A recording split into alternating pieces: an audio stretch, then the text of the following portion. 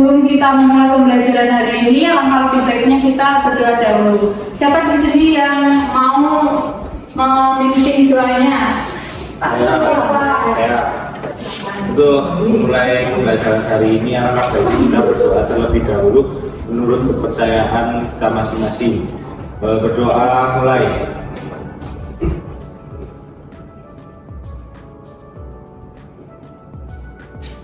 Berdoa tidak pernah dicukupkan. Terima kasih. Barangkali hari ini ada yang mau masuk? Oke, gitu ya. Nah, jadi hari ini ada yang tahu nggak kita akan belajar materi apa? Belum tahu ya. Jadi hari ini kita akan membahas materi tentang perdagangan internasional dan hambatannya. Dari semuanya sudah ada yang tahu belum apa itu perdagangan internasional? Oke, kalau belum tahu, perdagangan internasional itu contohnya ya kita sudah mengalami di kehidupan sehari-hari, tetapi kita hanya tidak sadar. Contohnya, Mbak Ani handphonenya merek apa ya? iPhone. iPhone tuh buatan dari mana? Amerika tuh. Oh, Amerika. Ternyata luar negeri ya. Oke, kemudian Mbak handphonenya apa ya? Samsung. Oke, kalau Samsung buatan mana ya? Korea Selatan. Oh, Korea Selatan. Ternyata handphonenya juga buatan luar negeri ya. Nah, dari kedua contoh tersebut ada satu hal yang sama, yaitu kedua barang tersebut buatan luar negeri. Nah, apakah mereka membeli handphone tersebut langsung dari negara asalnya? Oh, tidak. Berarti belinya di mana ya? Indonesia. Nah, berarti barang tersebut dari luar negeri sudah masuk ke Indonesia itu namanya impor, barang impor. Nah, barang impor merupakan salah satu jenis di perdagangan internasional. Nah, jadi tadi kita ngomongin perdagangan internasional nih. Ada yang tahu nggak perdagangan internasional pengertiannya itu apa? Oke, Mbak Nadifa, apa ya? Oke, benar sekali. Kita kasih dulu.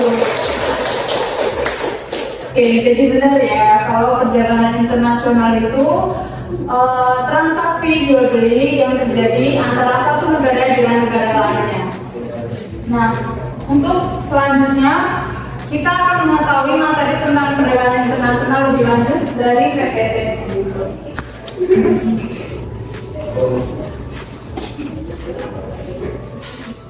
Oke, yang pertama ada pengertian.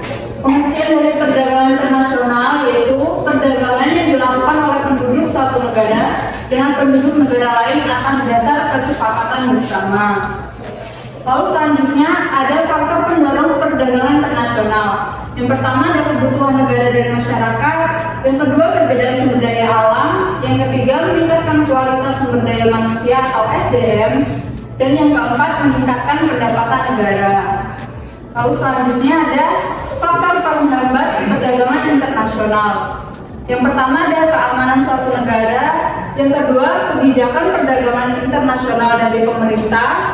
Yang ketiga yaitu rendahnya sumber daya alam. Dan yang keempat pembatasan impor dan penetapan tarif. Lalu ada manfaat dari perdagangan internasional. Yang pertama menjalin persahabatan antar negara. Yang kedua memperoleh barang yang tidak dapat diproduksi di negeri sendiri. Yang ketiga memperoleh keuntungan dari spesialisasi. Yang keempat memperluas pasar dan menambah keuntungan. Dan yang kelima transfer teknologi modern. Nah, selanjutnya ada kelebihan dan kekurangan. Kelebihannya yaitu penghematan biaya produksi, memenuhi kebutuhan dalam negeri, kerjasama antar negara, meningkatkan sumber penerimaan negara, dan memperluas lapangan pekerjaan. Lalu selanjutnya ada kekurangan. Yang pertama yaitu ketidakmampuan beradaptasi di pasar global, menyebabkan perekonomian negara terpuruk. Dan yang terakhir adalah produksi dalam negeri yang tidak mampu bersaing dengan barang impor akan ditinggalkan konsumen. Nah, lalu ada jenis-jenis perdagangan internasional. Yang pertama adalah ekspor. Ekspor adalah kita dari dalam negeri menjual barang kita ke luar negeri. Lalu selanjutnya ada impor seperti contoh tadi, ada barang dari luar negeri yang masuk ke dalam negeri. Dan yang ketiga ada barter. Barter merupakan transaksi dengan saling menukarkan barang satu sama lain. Dan yang terakhir ada konsinyasi, yaitu transaksi dengan sistem menitipkan barang. Selanjutnya ada alat pembayaran internasional. Yang pertama adalah devisa umum, yaitu diperoleh dari hasil ekspor barang atau dari penjualan jasa dan transfer. Selanjutnya ada devisa kredit, yaitu berasal dari kredit atau pinjaman luar negeri. Nah, ada hambatan perdagangan tarif. Hambatan perdagangan itu ada dua ya, tarif dan non tarif. Yang pertama ada hambatan tarif. Hambatan perdagangan tarif adalah pembebanan pajak atau custom duties terhadap barang-barang yang melewati batas suatu negara. Nah, kalau dilihat dari aspek asal komoditinya, tarif itu terbagi menjadi dua macam. Yang pertama tarif impor dan tarif ekspor. Nah, kalau hambatan perdagangan non tarif itu ada banyak jenisnya. Salah satunya yaitu kuota. Hambatan perdagangan internasional non tarif yaitu kuota. Kuota adalah pembatasan secara langsung jumlah fisik terhadap barang yang masuk kuota impor dan keluar atau kuota ekspor. Oke, sampai sini apakah ada yang ingin ditanyakan? Oke, jika tidak ada, saya sudah menyiapkan studi kasus.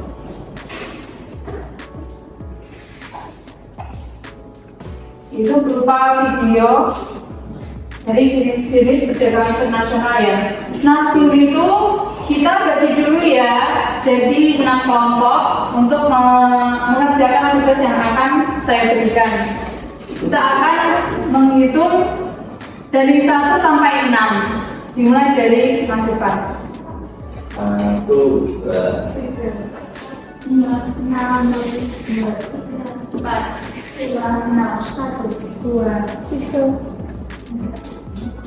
4, 5. Oke, nah sekarang silakan membentuk kelompok ya. Nah, sudah membentuk kelompok ya semuanya. Sekarang kita akan menyaksikan videonya. Aktivitas ekspor kayu lapis asal Kalimantan Timur masih terus berjalan di tengah situasi pandemi. Bahkan akhir Mei lalu, Badan Karantina Pertanian Samarinda memfasilitasi ekspor kayu lapis sebanyak 77,592 meter kubik menuju pasar Amerika Serikat. Nilai ekspornya mencapai 752 juta rupiah.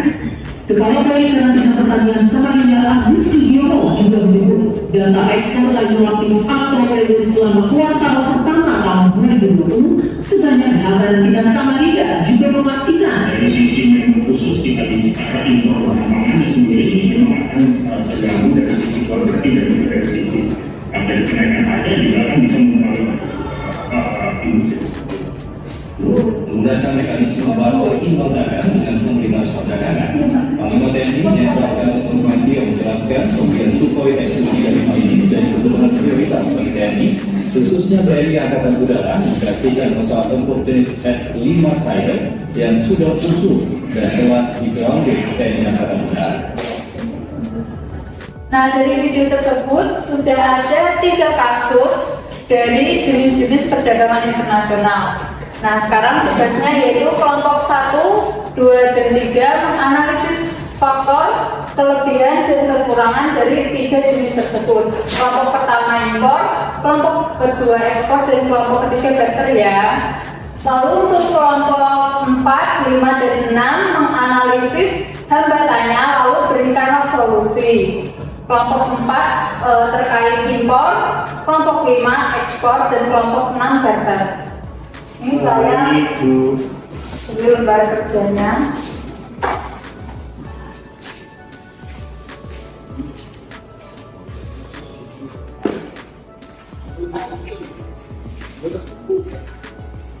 Nah, saya sekarang memberi waktu 15 menit ya untuk mengerjakan. Baik.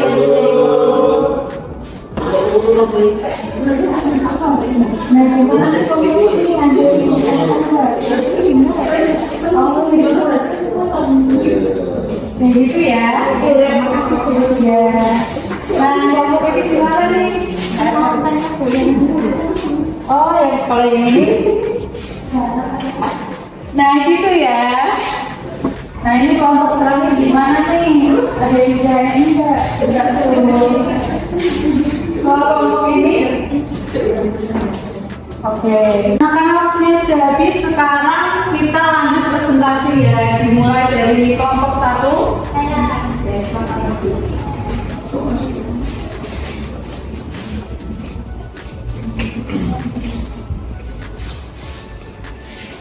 Hasil diskusi dari kelompok kami, jenis perdagangan internasional sistematika itu yang pertama faktor pendorong mengimpor gandum karena kebutuhan domestik yang tinggi. Terus untuk kelebihannya itu terpenuhinya kebutuhan gandum dalam negeri sehingga produksi lokal juga terpenuhi. Untuk kekurangannya itu tergantung pada pasokan luar. Ya, benar sekali. Kita kasih tepuk tangan ya.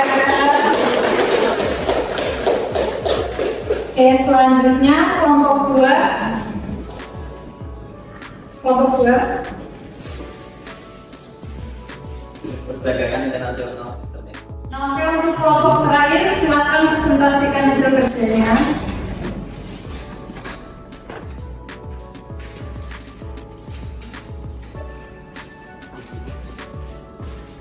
Perkenalkan, saya dari kelompok 6 ingin mempresentasikan pembelian suplai dengan barter imbal dagang. Hambatan yang pertama, jika terdapat perbedaan nilai antara barang atau jasa yang dibutuhkan, bisa sulit untuk menyeimbangkan nilai tersebut tanpa adanya pembayaran tambahan.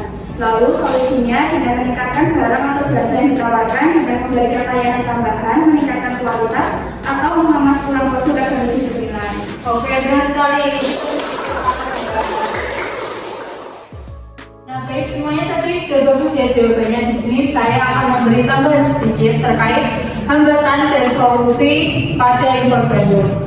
Hambatannya yang pertama yaitu tadi tarif impornya yang tinggi, lalu solusinya melakukan perundingan perdagangan. Apakah penjelasan tadi ada yang ditanyakan?